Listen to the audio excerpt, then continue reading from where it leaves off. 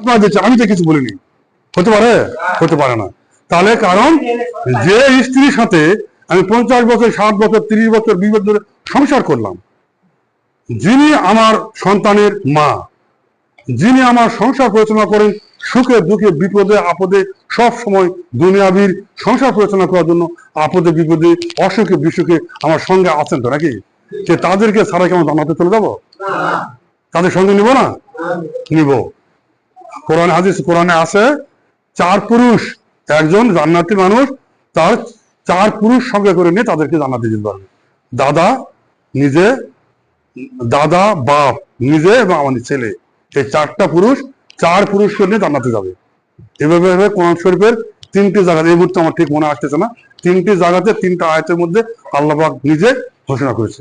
আমি পরে জানাই দেবো ইনশাআল্লাহ।